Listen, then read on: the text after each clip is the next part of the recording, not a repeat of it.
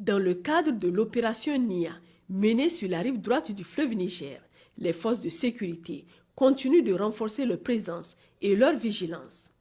À l'est du village de Touré, une unité de FDS en patrouille a interpellé 2 membres de groupes criminels alors qu'ils circulaient à moto en possession de divers objets compromettants. Parallèlement, dans la matinée du jeudi 27 février, une patrouille des forces de sécurité a repéré un engin explosif improvisé aux abords d'Ilafari. L'engin a été neutralisé sur place avec succès. Dans la région de Tillabéri, à l'ouest du pays, l'opération Al-Moho se poursuit avec une intensité accrue.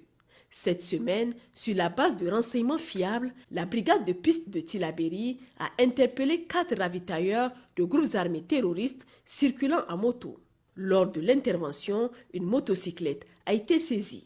Dans la région de Dosso, dans le cadre de l'opération Damissa, une patrouille militaire opérant dans la zone de Soukoukoutane a interpellé un individu soupçonné d'appartenir à un groupe terroriste. Cet individu est accusé d'héberger des terroristes et d'imposer illégalement des prélèvements aux éleveurs nomades. Son arrestation a également conduit à l'appréhension de 6 de ses complices. Tous ont été remis à la brigade territoriale de gendarmerie de Douchi pour approfondissement de l'enquête.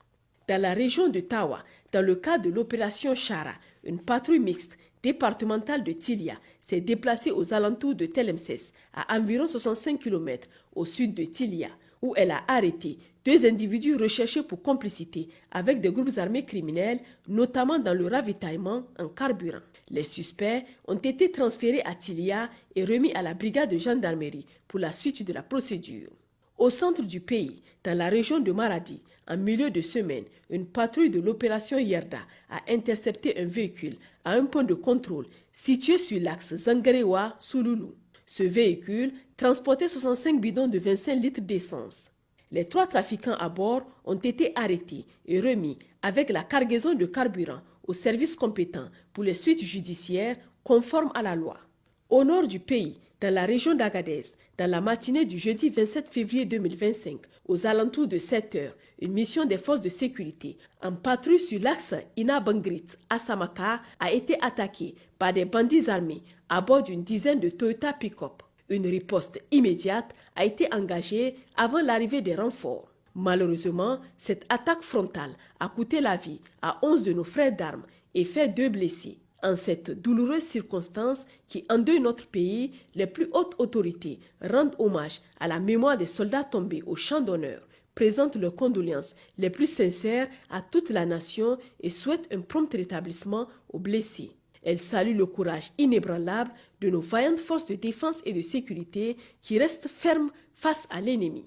À l'est du pays, dans la région de Difa, au sein de la zone de défense numéro 5, dans le cadre de la lutte contre les réseaux d'approvisionnement des criminels armés, les patrouilles menées par nos unités continuent de porter des coups significatifs. À Chetimari, 2 ravitailleurs, dont une femme, ont été arrêtés alors qu'ils transportaient à bord d'une charrette 250 kg d'engrais et un bidon de 25 litres d'essence. Par ailleurs, à Chetimari-Chediri, 2 autres terroristes identifiés ont été interpellés en possession d'une moto, 2 plaques de gilet pare-balles, 2 tasses d'engrais, un onduleur, des fils électriques en aluminium de moyenne tension et 3 litres d'essence.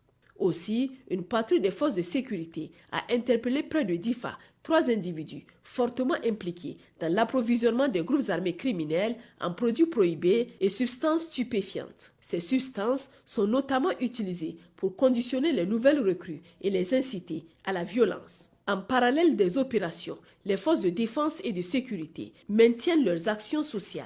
Dans ce cadre, une vaste campagne de dons de sang a été organisée cette semaine au sein de la zone de défense numéro 5 et à l'hôpital mère et enfants de Difa. Grâce à cette initiative, plusieurs centaines de poches de sang ont été collectées au profit du centre régional de transfusion sanguine.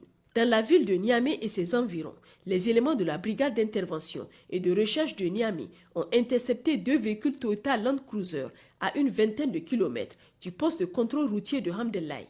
Ces véhicules transportaient des produits pharmaceutiques introduits clandestinement depuis le Nigeria.